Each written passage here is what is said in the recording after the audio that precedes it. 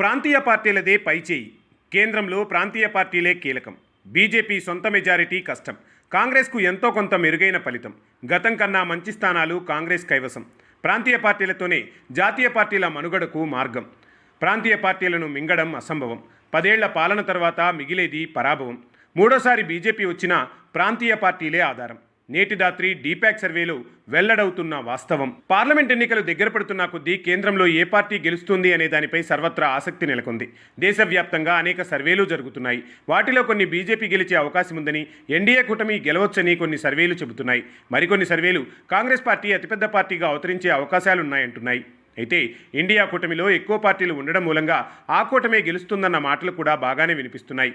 ఇందులో ఆసక్తికరమైన విషయం ఏమిటంటే, మళ్లీ ప్రాంతీయ పార్టీలకు మంచి రోజులు వచ్చే సూచనలు స్పష్టంగా కనిపిస్తున్నాయి. బీజేపీ అధికారంలో ఉన్న రాష్ట్రాలలో పైకి ఆ పార్టీకి మెజార్టీ సీట్లు వచ్చే అవకాశం ఉందన్న సంకేతాలు వెలువడుతున్నా, క్షేత్రస్థాయిలో పరిస్థితి మరో రకంగా ఉందనే వార్తలు వస్తున్నాయి. మొత్తంగా దేశంలోని ప్రాంతీయ పార్టీలకు మళ్లీ పూర్వ వైభవం వచ్చే సంకేతాలు స్పష్టంగా కనిపిస్తున్నాయి. బీజేపీ కోల్పోయే స్థానాలలో కాంగ్రెస్ పాగా వేయాల్సిన అవకాశం ఉన్నా, కూటమి మూలంగా కాంగ్రెస్ పార్టీ చాలా సీట్లు వదులుకోవాల్సిన అవసరం ఏర్పడుతోంది. ఎందుకంటే ఉత్తరప్రదేశ్ లాంటి రాష్ట్రంలో కాంగ్రెస్ పోటీ చేసే సీట్లను చూస్తేనే అర్థమవుతుంది. మెజార్టీ సీట్లు సమాజ్వాదీ పోటీ చేస్తుండడం, అఖిలేష్ యాదవ్ ఇచ్చే సీట్లతో కాంగ్రెస్ సర్దుకోవడం వంటివి కూడా కాంగ్రెస్కు నష్టం చేసే అవకాశం ఉంది. కాకపోతే కేంద్రంలో బలమైన కూటమిగా, పెద్ద పార్టీగా కాంగ్రెస్ అవతరిస్తే చాలనుకుని కాంగ్రెస్ సర్దుకుపోయింది. అదే ఇప్పుడు కాంగ్రెస్కు బలమయ్యే అవకాశాలు కనిపిస్తున్నాయి. ఒకవేళ యూపీలో సమాజ్వాదీ పార్టీ ఓ 45 సీట్లు సాధించినా కేంద్రంలో చక్రం తిప్పే అవకాశం వస్తుంది. అలాగే తృణమూల్ కాంగ్రెస్కు 30 సీట్లు వస్తే మమతా బెనర్జీ కూడా చక్రం తిప్పేందుకు ముందుకు వస్తుంది. తమిళనాడులో డీఎంకే కనీసం 30 సీట్లు సాధించినా ఆ పార్టీ కూడా కీలకంగా మారే అవకాశం ఉంది. ఇలా ప్రాంతీయ పార్టీలు బలం పుంజుకుంటే బీజేపీకి పెద్ద దెబ్బ తగులుతుంది. ఈ విషయాన్ని పసిగట్టిన బీజేపీ తెలుగుదేశం పార్టీ లాంటి పార్టీలతో పొత్తుకు సై అంటోంది. అయితే పుణ్యకాలం గడిచిపోయిందన్న మాటలే సర్వత్రా వినిపిస్తున్నాయి. ఇటీవల యూపీలో జరిగిన మున్సిపల్ ఎన్నికల్లో బీజేపీకి ఘోర పరాభవం ఎదురైంది. అవి పార్లమెంట్ ఎన్నికల్లో ప్రభావం చూపే అవకాశం లేకపోలేదు. గతంలో యూపీఏ 10 ఏళ్లు, ఇప్పుడు బీజేపీ 10 ఏళ్ల పాలనతో 20 సంవత్సరాలు జాతీయ పార్టీల ఆధిపత్యంతో రాష్ట్రాలలో అభివృద్ధి కుంటుపడిందనే వార్తలు వినిపిస్తున్నాయి. ముఖ్యంగా దక్షిణాదిన జరగాల్సినంత అభివృద్ధి జరగలేదు. ఉత్తరాదికి ఇచ్చినన్ని నిధులు గుజరాత్లో జరిగినంత అభివృద్ధి దక్షిణాదిలో జరగలేదు. మహారాష్ట్రలో కూడా అభివృద్ధి కుంటుపడిందనే వార్తలు వస్తున్నాయి. అందుకే మూడోసారి బీజేపీకి అధికారం కట్టబెడితే ప్రాంతీయ పార్టీల మనుగడ కనుమరుగవుతుంది. రాష్ట్రాల ఆత్మగౌరవం దెబ్బతింటుంది.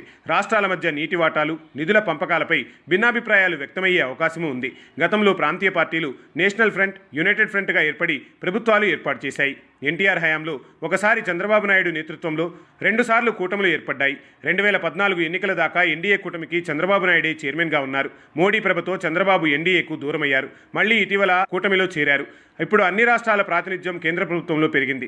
కానీ ఇప్పుడు ఏకపార్టీ వలన రాష్ట్రాల భాగస్వామ్యం తగ్గిపోతుంది. నాయకుల మాటలకు విలువ లేకుండా పోతుంది. బీజేపీలో బలమైన నాయకులకు, వారి మాటలకు విలువ లేకుండా పోయింది. బీజేపీ పార్టీ అధికారంలో ఉన్న రాష్ట్రాలకే నిధులు వెళ్తున్నాయన్న ఆరోపణలు ఉన్నాయి. కలలు, పగటి కలలు రాజకీయాల్లో కూడా ఉంటాయి. అధికారంలోకి వచ్చేది మేమే అని పార్టీలన్నీ చెప్పుకుంటాయి. క్షేత్రస్థాయిలో ప్రతి సభను చూసి మురిసిపోతాయి. నాయకుల మాటలు నమ్ముతుంటాయి. ప్రచారాలను బాగానే నమ్ముకుంటాయి. కార్యకర్తలు కూడా పార్టీ అధికారంలోకి రావాలనే కోరుకుంటారు. కానీ ప్రజలు ఏమనుకుంటున్నారన్నది మాత్రం ఎవరూ పట్టించుకోరు. కార్యకర్తలు చెప్పిందే నిజమనుకుంటారు. ప్రచారం జరిగిందే వాస్తవం అనుకుంటారు. సర్వేలలో తేలిందే జరుగుతుందని విశ్వసిస్తుంటారు. ప్రజల నాడిని మాత్రం ఎవరూ పట్టుకోలేరు. అలా పట్టుకుంటే ఏ పార్టీ ఓడిపోదు, ఏ పార్టీ గెలవదు. ప్రతిసారి మేమే గెలుస్తామనుకోకపోతే పార్టీలు మనలేవు, మనుగడ సాగించలేవు, అధికారంలోకి రాలేవు. కానీ ప్రజలు ఏమనుకుంటున్నారన్న వాటిని పట్టించుకున్నట్లు నమ్మిస్తారే గానీ ప్రజలను ఎప్పుడూ పరిగణలోనికి తీసుకోరు. ఎందుకంటే అలా ప్రజల వైపు నుంచి ఆలోచిస్తే ఈ 10 ఏళ్లలో నోట్ల రద్దు జరిగి ఉండేది కాదు. ప్రజలు ఇబ్బంది పడాల్సి వచ్చేది కాదు. జీఎస్టీ తెచ్చేవారు కాదు. పన్నుల భారం ఇంతలా పడుతుందని ఊహించేవారు కాదు. జీఎస్టీ తేకముందే జీడీపీ ఎక్కువగా ఉందన్న వాస్తవాలు అంగీకరించరు. ఇలా చెప్పుకుంటూ పోతే సామాన్యుడు పడుతున్న కష్టాలు నాయకులకు పట్టవు. తాము గొప్పగా పాలిస్తున్నామని అనుకుంటారు. గతంలో వాజ్పేయి ప్రభుత్వం కూడా దేశం వెలిగిపోతుందని ప్రచారం చేసుకుని ఓడిపోయింది. ఇప్పుడు కూడా దేశం వికసిస్తోందంటూ బీజేపీ ప్రచారం చేసుకుంటోంది. వికసిత్ భారత్ ప్రచారంతో మూడోసారి అధికారంలోకి వస్తామనుకుంటోంది. యూపీఏ పేరుతో 2004 నుంచి 2014 వరకు 10 ఏళ్లు కాంగ్రెస్ పరిపాలన చేసింది. కొంత ప్రతిపక్షాల భయంతో పాలన సాగించింది. తర్వాత 2014లో ఎన్డీఏ పేరుతో బీజేపీ వచ్చింది. కానీ మిత్రపక్షాల మాటను పెడచెవిన పెట్టింది. 2019 వరకు చాలా మిత్రపక్షాలను బీజేపీ దూరం చేసుకుంది. ఈ ఎన్నికలలో పేరుకే ఎన్డీఏ అయినా 400 సీట్లు సాధిస్తామని చెబుతోంది. అంటే మళ్లీ అధికారంలోకి వస్తే ఆ మిత్రపక్షాలను కూడా బీజేపీ బీజేపీ మింగేస్తోందని చెప్పడంలో ఎటువంటి సందేహం లేదు. ఎందుకంటే మహారాష్ట్రలో శివసేన పరిస్థితి ఎలా అయిందో అర్థం చేసుకోవచ్చు. ఒక దశలో శివసేన మద్దతిస్తే చాలు 4 సీట్లు గెలుచుకుంటామని అనుకున్న బీజేపీ శివసేనను దూరం చేసుకుంది, శివసేనను చీల్చింది. ఇలా బీజేపీ రాజకీయాలను చూసిన ప్రాంతీయ పార్టీలు ఈసారి తమ బలాన్ని పెంచుకోవాలని గట్టిగా ప్రయత్నం చేస్తున్నాయి. ఎలాగైనా కేంద్రంలో ప్రాంతీయ పార్టీలు బలం చూపించాలనే సంకల్పంతో ఉన్నాయి. కానీ అవి బయటపడటం లేదు. ఎన్నికల్లో బీజేపీకి సీట్లు తగ్గితే మాత్రం ఖచ్చితంగా ప్రాంతీయ పార్టీలకు పూర్వ వైభవం రావడం ఖాయం. ప్రాంతీయ పార్టీల నేతలే ప్రధానమంత్రి అయినా ఆశ్చర్యపోనక్కర్లేదు. అందుకు సమర్థవంతమైన నాయకులు అనేక మంది ఉన్నారు.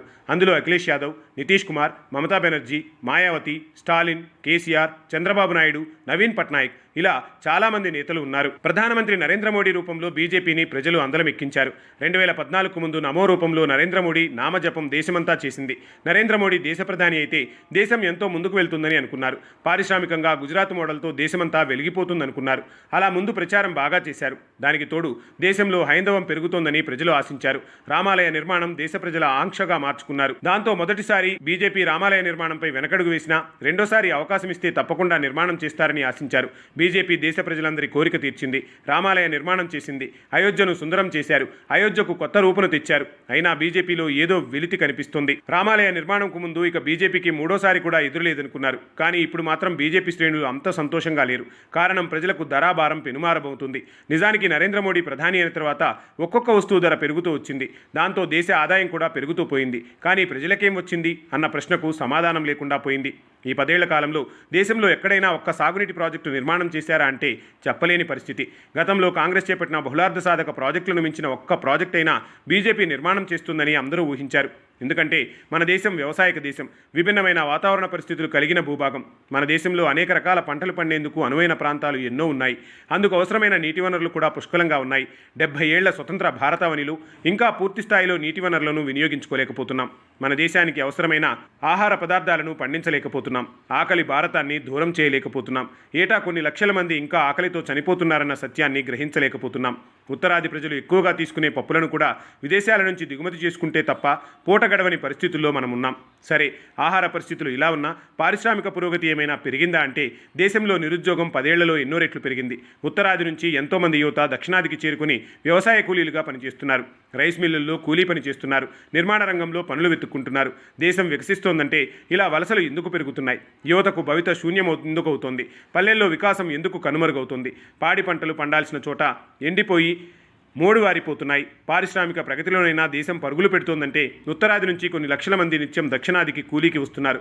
విద్యారంగాలలో వచ్చిన మార్పులేవీ లేవు. వైద్య రంగం ఎంతో పురోభివృద్ధి జరిగినా పేదలకు నాణ్యమైన విద్యం చౌకగా అందుబాటులోకి మాత్రం రాలేదు. కేంద్రం దేశవ్యాప్తంగా ఉచిత వైద్యం అనుకున్నంత మేర అందుబాటులోకి తీసుకురాలేదు. పైగా డీజిల్, పెట్రోల్, గ్యాస్ ధరలు విపరీతంగా పెంచేసి ప్రజల సంపాదనను సగం పీల్చుకునేలా చేస్తున్నాయి. ఇవన్నీ రానున్న పార్లమెంట్ ఎన్నికల్లో తీవ్ర ప్రభావం చూపుతాయని చెప్పడంలో ఎటువంటి సందేహమూ లేదు. ప్రాంతీయ పార్టీలకు మంచి రోజులు వస్తాయన్న సూచనలే కనిపిస్తున్నాయి. నేటిదాత్రి దినపత్రిక, డీప్యాక్ సర్వేలు కూడా ఇదే చెబుతున్నాయి.